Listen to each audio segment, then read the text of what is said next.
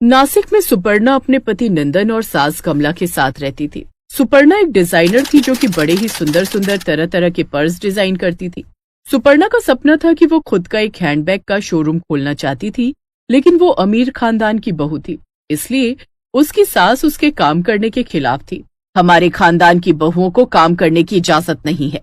अपनी सास की ये बात सुनकर सुपर्णा अपना सपना मन में दबाए ही चुप रह जाती है, लेकिन वो अपने इस शौक को अपने कमरे में पूरा करती है। वो अपने कमरे में बैठकर तरह तरह के डिजाइन के पर्स बनाती, लेकिन वो अच्छे से जानती थी कि उसकी सास इसके लिए कभी तैयार नहीं होती। फिर एक दिन वो अपने पति को अपने डिजाइन किए हुए हैंडबैग्स दिखाती है। वाह सुपर्णा, तुम तो कमाल के पर्स बनाती हो, क्या डिजाइन है। तुम्हारी तरह और कई लोगों को भी मेरे डिजाइन किए हुए हैंडबैग्स काफी पसंद आते हैं नंदन, इसलिए मैं खुद का हैंडबैग्स का शोरूम खोलना चाहती हूँ। लेकिन तुम जानती हो ना, माँ इसके खिलाफ है। वो नहीं चाहती कि उनकी बहू घर के बाहर जाकर काम करे। हमारे यहाँ पैसों की कमी नहीं है सुपर्णा। बात सिर्फ पैसों की नहीं है नंदन, मैं खुद की पहचान बनाना चाहती हूँ। मैं तुम्हारा पूरा सपोर्ट करूंगा, लेकिन तुम जानती हो माँ को कन्विंस करना थोड़ा मुश्किल होगा। नंदन इस बारे में अपनी माँ से बात करता है। नहीं, कोई जरूरत नहीं है हमारे घर की बहू को बाहर जाकर काम करने की। ये हमारी इज्जत के खिलाफ होगा। वो घर पर ध्यान दे, यही उसके लिए काफी है। अपने ससुराल वालों की इज्जत के आगे अब सुपर्णा को अपना सपना टूटता नजर आ रहा था। अपनी सास की इस बात से वो उदास हो जाती है। ऐसे ही कुछ समय बीतता है। बीतते वक्त के साथ नंदन को बिजनेस में काफी नुकसान होने लगता है और एक दिन तो अचानक उनकी फैक्ट्री में आग लग जाती है। नहीं नहीं, ये नहीं हो सकता। मैं कहीं का नहीं रहा। मेरी फैक्ट्री। अब उनका काम पूरी तरह से बंद हो जाता है। नंदन ने बैंक से कुछ कर्जा उठाया था बिजनेस को पटरी पर लाने का, लेकिन उसकी फैक्ट्री में रखा सारा सामान जल जाता है और बैंक का पैसा न भर पाने के कारण उसका घर भी बैंक वाले अपने कब्जे में कर लेते हैं और अब वो पूरी तरह सड़क पर आ जाते हैं। उनके पास अब कोई छत न थी। हालात ये हो गए कि अब वो सड़क पर रहने को मजबूर हो गए और वहीं तंबू गाड़कर रहने लगे। वहां रहकर भी सुपर्णा ने अपना शौक नहीं छोड़ा। नहीं, मैं हार नहीं मानूंगी। मेरे पास अभी भी मेरी कला है।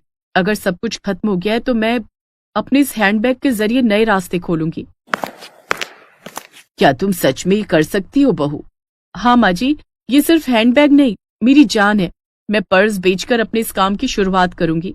अपनी बहू की कारीगरी देखकर राजरानी को भी उस पर विश्वास होने लगता है और वो समझ गई थी कि उसकी बहू कितनी टैलेंटेड है। अब वो सड़क किनारे ही अपने बनाए हुए पर्स बेचने लगती है। उसके पर्स के डिजाइन इतने अच्छे थे कि देखते ही लोगों को पसंद आ जाते और वो उसे और भी ऑर्डर दे जाते। सुपर्णा का काम अब अच्छा चलने लगा। फिर ऐसी एक रोज जब सुपर्णा पर्स बना रही थी, तभी एक लड़की उसके पास आती है। वाह, तुम्हारे बनाए हुए पर्स तो कितने खूबसूरत है। मुझे इस तरह के 1000 पर्स चाहिए। क्या तुम परसों तक मुझे 1000 पर्स बनाकर दे सकती हो? ऐसे 1000 पर्स? कहीं तुम कोई मजाक तो नहीं कर रही ना? नहीं, बिल्कुल नहीं। मैं परसों तुमसे इस तरह के डिजाइन के और पर्स लेने आऊंगी और बाकी के पैसे तभी दे दूंगी। तब तक के लिए ये 2 लाख एडवांस के तौर पर रखो। ये कहकर वो लड़की वहां से चली गई। इतने पैसे देखकर वो खुश थी, लेकिन अब सुपर्णा टेंशन में आ गई। पता नहीं इतने सारे ऑर्डर मैं पूरे कर भी पाऊंगी या नहीं। तुम जरूर पूरा करोगी। मुझे अपनी बहू पर पूरा भरोसा है और हम इसमें तुम्हारा साथ देंगे। अब सुपर्णा का साथ देने के लिए नंदन और राजरानी भी थे। सुपर्णा सुंदर सुंदर डिजाइन के पर्स बनाकर तैयार करने लगी। इस तरह दिन रात काम करके उन्होंने 1000 पर्स बनाकर तैयार कर लिए। उस रोज फिर वो लड़की उनके पास आई। आपके 1000 पर्स बनकर तैयार हैं जी। आपका बहुत बहुत शुक्रिया। लेकिन एक बात पूछूं, आप इतने पर्स का करेंगी क्या? तभी वो लड़की एक परी के रूप में बदल जाती है। मैं एक परी हूँ और धरती लोक पर कुछ दिन घूमने आई थी। मैंने यहाँ बहुत सी खूबसूरत चीजें देखी, लेकिन उन सब में सबसे खूबसूरत मुझे तुम्हारे हाथ का बनाया हुआ ये पर्स लगा। इसलिए मैंने अपने परिस्तान की सभी परियों के लिए ये पर्स ले लिए और देखना, मेरी तरह उन सबको भी ये बहुत पसंद आएंगे। आप सचमुच की परी हैं? हाँ, और मैं तुम्हारा सपना पूरा करूंगी। अपनी छड़ी घुमाकर वो परी सुपर्णा को सोने चांदी का पर्स देती है। सोने चांदी का पर्स? हाँ, अब से तुम्हारे सब दुख दूर हो जाएंगे सुपर्णा। मैं जानती हूँ तुम्हारा खुद का पर्स का शोरूम खोलने का सपना था, इसलिए अब से तुम इन सोने चांदी के पर्सों को बेचकर खुद का शोरूम खोलना, जिससे तुम खूब कमाई करोगी। मैं जानती हूँ ये तुम्हारा सपना था, अब तुम जी लो अपना सपना। ये कहकर वो परी परिस्तान लौट गई। और उस दिन के बाद से सुपर्णा ने कभी मुड़कर नहीं देखा। उन सोने चांदी के पर्स को गिरवी रखकर उसने खुद का बड़ा शोरूम खोल लिया, जिसमें वो तरह तरह के डिजाइनर पर्स बेचने लगी, जिससे उसको खूब कमाई होने लगी। उनका एक बड़ा सा घर बन गया और फिर अपने उस सोने चांदी के पर्स को भी छुड़वा लिया और अपने शोरूम में उन्हें अलग से सजा कर रख दिया। अब उसका शोरूम सोने चांदी के पर्स वाले शोरूम से फेमस हो गया।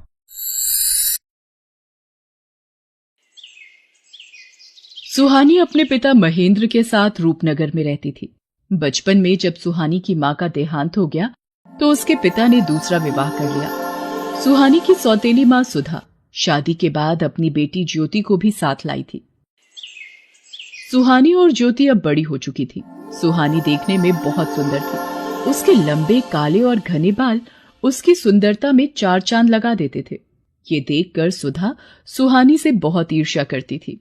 एक दिन, ज्योति, तुझे कितनी बार बोला है तू भी सुहानी जैसे सुंदर बालों वाली बन। देख उसके बाल कितने काले, लंबे और घने हैं। पता नहीं कितने महंगे महंगे इत्र और खुशबू वाली जड़ी बूटियां लाकर दी हुई हैं। पर तुझे घूमने से फुर्सत मिले तो तू बालों पर ध्यान देना। सुहानी को देख कितने सुंदर बाल है उसके। माँ, सुहानी के बाल बचपन से ही बहुत सुंदर हैं। मेरे बाल उसके जैसे नहीं है तो इसमें मेरी क्या गलती है? सुधा, सुहानी के लिए जो रिश्ते की बात की थी उन लोगों को सुहानी पसंद आ गई है।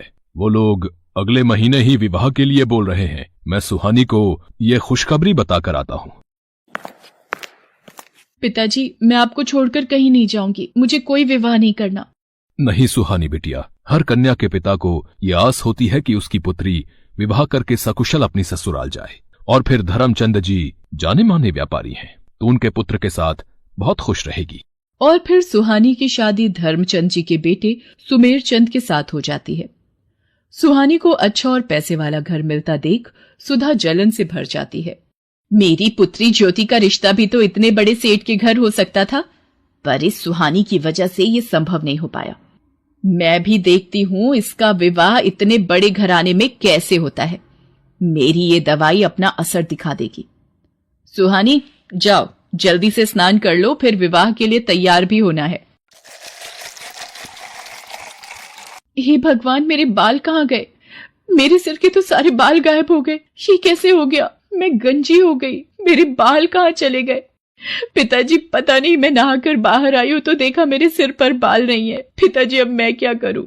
हे राम, ये क्या हो गया? तुम्हारे बालों से ही तो तुम्हारी सुंदरता थी, अब तुम गंजी हो गई हो। अब तो कोई भी तुमसे विवाह नहीं करेगा। ये सब क्या हो गया प्रभु? मेरी बेटी के साथ ऐसा क्यों हुआ? मेरी बेटी ने कभी किसी का बुरा नहीं चाहा, फिर उसको ही ये दुख क्यों मिला? सुहानी का रिश्ता टूट जाता है। महेंद्र भी सुहानी को लेकर अब बहुत दुखी रहने लगा था। सुहानी जब अपने पिता को दुखी देखती तो वो भी फूट फूट कर रो पड़ती थी। और ऐसा होते देख सुधा और ज्योति मन ही मन बहुत खुश होती थी। अब तो नगर के लोग भी जब सुहानी को देखते तो उसे गंजी कहकर उससे डर कर भाग जाते। अरे, ये गंजी लड़की कितनी बदसूरत दिखाई पड़ती है। हाँ बहन, इसे देखकर तो डर लग रहा है। चलो यहाँ से चलते हैं। हे भगवान, सब लोग मेरे से नफरत करते हैं। मेरे भी सपने थे कि मेरा विवाह होगा, मैं भी अपने ससुराल जाऊंगी। मेरे सारे सपने चूर चूर हो गए। मेरी वजह से मेरे पिताजी भी आज दुखी है। फिर मैं जीकर क्या करूंगी? तभी सुहानी के सामने उसकी माँ प्रकट होती है। माँ, आप कहाँ चली गई थी मुझे इस दुनिया में अकेला छोड़कर? मैं तुम्हारी मदद के लिए धरती पर आई हूँ। तुम बहुत अच्छी लड़की हो। अब तुम्हें निराश होने की आवश्यकता नहीं है। मैं तुम्हें ऐसे बाल दूंगी जिन्हें देखकर लोग तुम्हें कभी नहीं भूल पाएंगे। मैं तुम्हें सोने चांदी के बाल प्रदान करूंगी। जैसे ही सुहानी की माँ सुहानी के सिर पर हाथ फेरती है, सुहानी के सिर पर सोने चांदी के बाल आ जाते हैं। सोने चांदी के सुनहरे चमकते बाल सुहानी की खूबसूरती को और बढ़ा रहे थे। माँ, ये सोने चांदी के बाल तो बहुत खूबसूरत हैं। आपका बहुत बहुत धन्यवाद। आपने मुझे फिर से सुंदर बना दिया। आपने मेरी सारी परेशानी दूर कर दी। खुशी खुशी अपने घर जाओ सुहानी। अब कभी भी उदास नहीं होना। मेरा आशीर्वाद सदैव तुम्हारे साथ है। सुहानी खुशी खुशी घर की ओर चल पड़ती है। तभी रास्ते में नगर के राजकुमार की सवारी जा रही थी, इसलिए रास्ते पर चलते लोगों को कुछ देर के लिए रुकने के लिए कहा जाता है।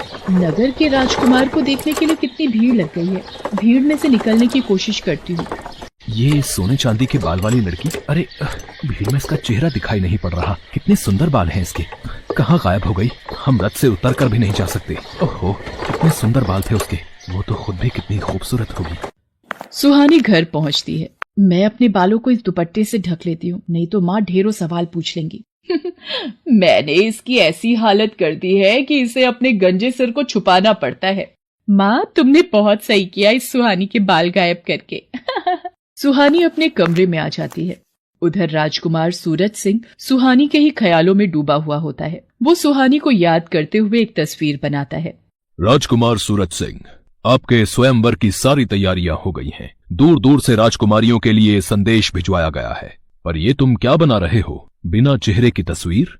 पिताजी, ये तस्वीर उस लड़की की है जिसके सोने चांदी के बाल हैं, और मैंने निश्चय किया है कि मैं इसी लड़की से विवाह करूंगा। बस मुझे उसे ढूंढना है, और वो कहाँ मिलेगी मैं यही सोच रहा हूँ। पुत्र, सोने चांदी के बाल वाली लड़की सिर्फ कहानियों में होती है। तुम ऐसी लड़की कहाँ ढूंढोगे? ये जिद छोड़ दो। पिताजी, चाहे मुझे पूरे नगर में ऐलान ही क्यों ना करवाना पड़े, मुझे सोने चांदी के बाल वाली लड़की ढूंढनी है, और जिस लड़की के भी बाल सोने चांदी के होंगे मैं उसी से विवाह करूंगा। सेनापति जी, नगर में ढिंडोरा पिटवा दिया जाए। जिस लड़की के भी बाल सोने चांदी के हैं, हम उसी लड़की से विवाह करेंगे। राजकुमार के कहने पर नगर में ढिंढोरा पिटवा दिया जाता है। क्या राजकुमार सूरज सिंह उस लड़की से विवाह करेंगे जिसके बाल सोने चांदी के होंगे? मैं कल ही अपनी बेटी ज्योति के बालों में सोने और चांदी का पानी लगा दूंगी। राजकुमार को क्या पता लगेगा, और विवाह के बाद तो उन्हें ज्योति को स्वीकारना ही होगा। हाँ, ये ठीक रहेगा। सुधा की तरह ही नगर में बहुत सी औरतों ने जब ये बात सुनी तो उन्होंने अपनी लड़कियों के बालों में सोने और चांदी का पानी लगा दिया। अब तो नगर की बहुत सी लड़कियों के बाल सोने और चांदी के लगने लगे। ये देखकर सेनापति असमंजस में पड़ गया और वो राजकुमार सूरज सिंह के पास पहुंचा। राजकुमार सूरज सिंह जी, बहुत ही बड़ी समस्या आ गई है। नगर में जो भी लड़कियां विवाह योग्य हैं, उन सभी लड़कियों के बाल सोने और चांदी के प्रतीत हो रहे हैं। समझ में नहीं आ रहा है कि कौन सी लड़की है जिसके बाल सचमुच सोने चांदी के हैं। सच का पता लगाने के लिए मेरे पास एक उपाय है। नगर की सभी लड़कियों को राजमहल में बुलाया जाए। सेनापति नगर की सभी लड़कियों को राजमहल में आने का संदेशा देता है। ये लड़की कौन है? इसे भी महल में चलने का आदेश दो। सेनापति जी, पर ये तो गंजी है। सेनापति सुधा की बातों पर ध्यान नहीं देता और ज्योति के साथ साथ वो सुहानी को भी राजमहल ले जाता है। आप सबको मैंने इसलिए आमंत्रित किया है कि मैं अपने लिए उचित वधू ढूंढ सकूं, पर आप सबने ही अपने बाल सोने और चांदी के कर लिए। अब एक एक करके सभी कन्याएं इस फव्वारे के नीचे खड़ी होंगी और बालों की सच्चाई सामने आ जाएगी। ये क्या हो रहा है? अब तो ज्योति की सच्चाई राजकुमार के सामने आ जाएगी कि इसके बालों में सोने चांदी का पानी चढ़ा हुआ है। एक एक करके सभी लड़कियां फव्वारे के नीचे खड़ी होती हैं और उनके बाल धुलकर पहले जैसे हो जाते हैं। बस ये आखिरी लड़की रह गई है राजकुमार, इसे भी फव्वारे के नीचे खड़ा करना है। पर ये तो गंजी है, इसके बाल तो मैंने हो, ये मैं क्या बोलने जा रही थी।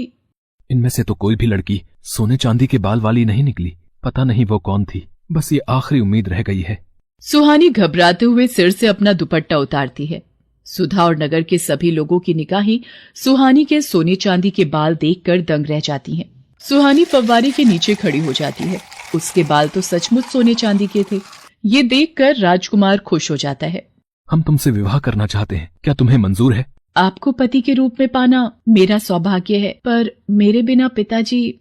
सुहानी बेटी, अब वक्त आ गया है तू इस दुख भरी जिंदगी से आजाद हो जाए और खुली हवा में सांस ले सके। तुझे जीवन में बहुत दुख मिले हैं, पर अब राजकुमार सूरज सिंह के साथ विवाह करके तुम बहुत खुश रहोगी। सदा खुश रहो मेरी बच्ची। सुहानी को उसकी अच्छाई का फल मिल जाता है और राजकुमार सूरज सिंह के साथ उसका विवाह संपन्न हो जाता है और सुधा अपने हाथ मलती रह जाती है। हेलो दोस्तों, कैसे हैं आप सब? हमारी कहानियाँ देखने के लिए हमारे चैनल को सब्सक्राइब कीजिए और हाँ, बेल आइकॉन पर क्लिक करना मत भूलिएगा।